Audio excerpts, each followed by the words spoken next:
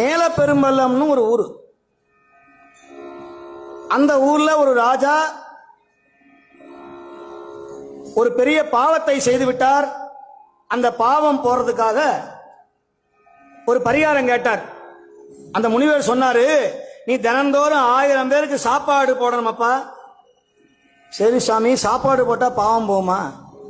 அங்க பாரு, அந்த பந்தல் மேல ஒரு மணியை கட்டு, அது கயிறெல்லாம் போடாத, உயரமா கட்டு.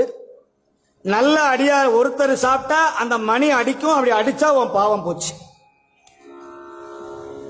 இவரும் தினந்தோறும் 1000 பேருக்கு சாப்பாடு, வடை, பாயசம், அப்பளம் எல்லாம் போறாரு, மணி அடிக்கல. மனசு வந்து போச்சு, சாப்பிட்றவன் யாருமே யோகிதமா இல்லையே, நல்ல அடியார் இல்லையே. அந்த வழியா உண்மையான ஒரு தொண்டர் வந்தார். யாரு? காதற்ற ஊசியும் வாராது காணும் கடை வழிக்கே அப்படின்னு சொன்னார ஒரு மெய் தொண்டர் பட்டினத்து சுவாமிகள். அப்படி பசி தாங்க முடியல அவரால். 16,000 கோடிக்கு அதிபதி. அப்படி தங்க டம்ளர்ல பசும்பாலை கறந்து தேன், முந்திரி பருப்பு, பிஸ்ஸா பருப்பு, பாதாம் பருப்பு, எல்லாம் குங்குமப்பூலாம் போட்டு தங்க டம்ளர்ல அப்படியே சாப்பிட்டவர் மகான், வைரத்திலேயே மிதந்தவர். கடைசியில் 16,000 கோடியை ஒரு சொல்லுக்காக தூக்கி எறிஞ்சிட்டு வந்த பெரிய துறவி பட்டினத்து சுவாமி. அவருக்கு பசி, பாவம் பசி.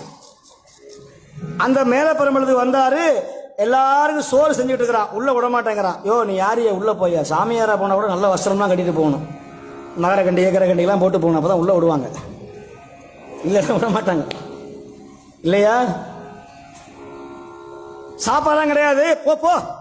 யார? பட்டினத்து உண்மையான துறவிய. இது பார்த்தாரு, பசி வந்தா 10 பறந்து போயிடுமப்பான்னு சொல்லி அந்த சாப்பாடை வடிக்கிறாங்களே, அந்த கஞ்சி அந்த காவா வழியா அப்படியே ஒடியாந்தது, கால்வாய் வழியா. பார்த்தாரு, இனி பொறுக்க முடியாது அப்படின்னு அந்த 2 கையிலையும் அள்ளி அள்ளி கஞ்ச குடிச்சாரு பாருங்க. டம் டம் டம்னு மணி அடிச்சது. மன்னன் ஒடியாந்தா, ஆஹா பாவம் போயிட்டுது, பாவம் போயிட்டு. யார் சாப்பிட்டா? யார் சாப்பிட்டா? இன்னும் சாப்பாடே போடல எஜமா அப்படின்னா சமயக்காரர். சாப்பாடு போடாம மணி எப்படியா அடிக்கும்? யார் சாப்பிட்டான்னு பாருன்னாரு. அங்க போனா கொள்ளையில ஒரு மெய் தொண்டர் கோவணத்தோட கையில திருவோடும் இல்லாம அப்படியே 2 கையில அந்த அரிசி அந்த சோற்று கஞ்சியை மல்ல மல்ல குடித்து கொண்டே இருந்தான் அந்த மெய் தொண்டன் பட்டினத்து சுவாமி என்கிற மெய்த்திரு அடியார். தொண்டரை பார்த்து எடை போடக்கூடாது. தொண்டர்கள் எப்படி வேணாலும் வருவாங்க, அவங்களுடைய மாண்பு தான் முக்கியம்.